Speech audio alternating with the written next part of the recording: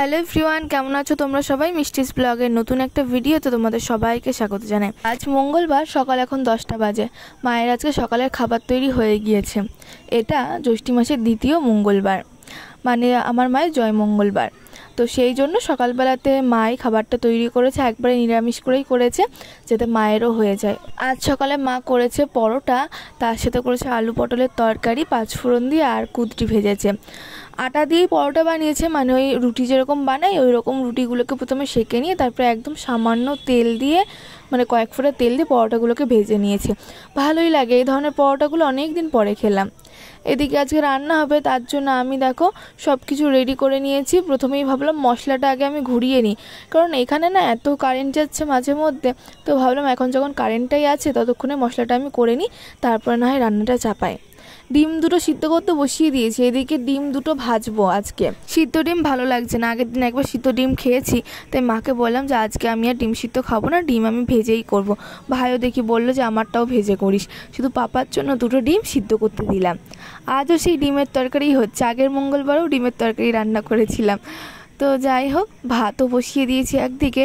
ভাতটা হতে হতে আমার এদিকে ডিমগুলো ভাজা হয়ে যাবে, ভাতটাও হয়ে যাবে, শুধু এদিকে ডিমের ঝোলটা করব, তাহলেই হয়ে যাবে।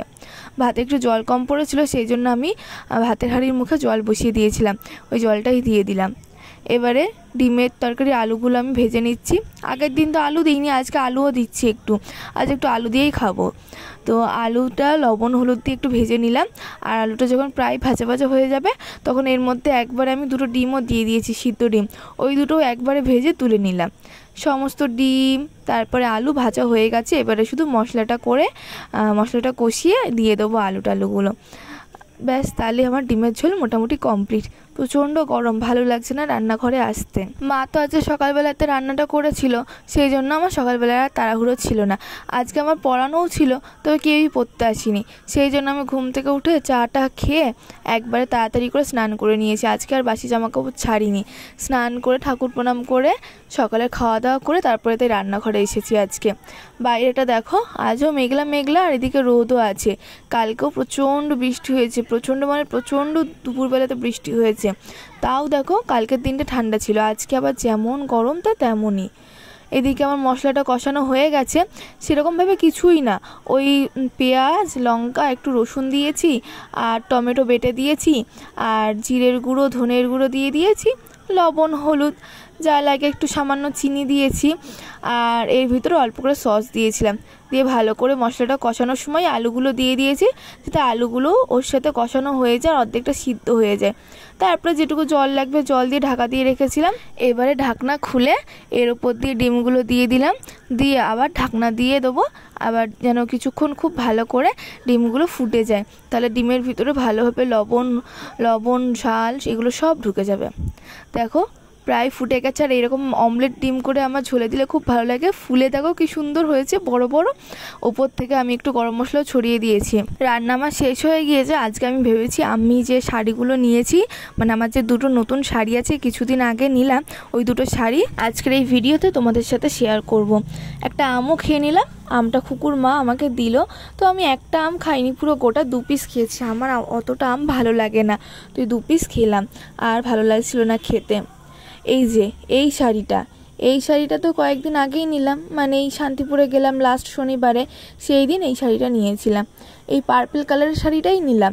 এই শাড়ির আরও অন্যান্য কালার ছিল, আগের বার আমি দেখেছিলাম, লাল দিয়ে কালো দিয়েছিল, অ্যাশ কালার দিয়ে কালো দিয়েছিল, পিঙ্ক দিয়ে কালো দিয়েছিল, সব কালারের সাথে কালো দিয়ে এইরকম ছিল। তো আমার এই কালারটা এই দিনকে পছন্দ হলো, আর সেরকম কোনো কালার পছন্দ হয়নি। আর দেখলাম যে এই কালারটা আমি এর আগে কখনোই নিইনি, পরিনি, মাও পরেনি। মায়ের তো কালো কালার ফেভারিট, আর এটা যখন কালোর একটু ছোঁয়াও আছে, আমার মনে হলো মায়েরও মনে একটু পছন্দ হবে। মানে কালো আছে, আর তার সাথে যে সুতোর কাজগুলো যেখানে আছে ওই জায়গাটা হচ্ছে ব্লু কালার, খুব ভালো লাগছে। আঁচলটা এই যে কালো যেটা দেখতে পেলে একদম সামনের উপরে পুরো একদম সাদা সাদা সুতোর কাজ করা, ওইটা হচ্ছে আঁচল।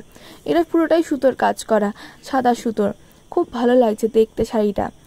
আর এই যে এই শাড়িটা হচ্ছে যখন কলকাতায় গেছিলাম মনে আছে, তো ওই কলকাতার থেকে এই শাড়িটা আমি নিয়ে এসেছিলাম। এটা হচ্ছে ইক্কতের শাড়ি।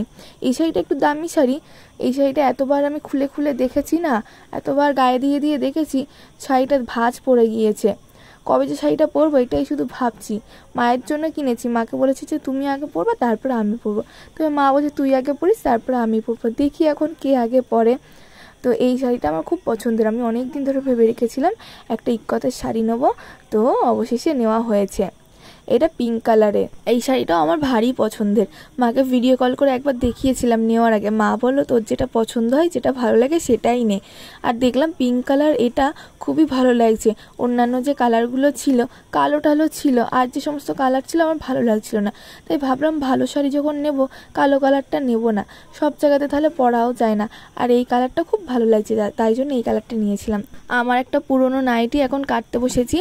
আমাদের রান্নাঘরে যে মিস্কেটটা রয়েছে ওই মিস্কেটটাতে না প্রচণ্ড তেল আঠা পড়ছে। আমাদের তো রান্নাঘরে সেইভাবে কিছুই নেই, মানে চিমনি বা কোনো ওই ফ্যান ট্যান কিচ্ছু লাগানো নেই, সেই জন্য না ওই তেল আঠাগুলো ওই পুরো মিস্কেটে বা ওখানে যে সমস্ত মশলার কৌটো থাকে সেইগুলোতে পড়ছে, পুরো তেল আঠা হয়ে যাচ্ছে, চ্যাটপ্যাট চ্যাটপ্যাট করছে। ওই জন্য মাকে বলছিলাম যে একটা পর্দা করে দিতে। তাই আমার এই বাদ দেওয়া নাইটিটা ভাবলাম কেটে রাখি, মা সেলাই করে দেবে ভালো করে। এখন খেতে বসেছি, এখন প্রায় 2টো বাজে। আর আজকের ব্লগটাও এখানেই শেষ করছি। ভালো লাগলে অবশ্যই লাইক কমেন্ট শেয়ার করে দিও, আর যারা নতুন আছো তারা আমার চ্যানেলটা সাবস্ক্রাইব করে দিও।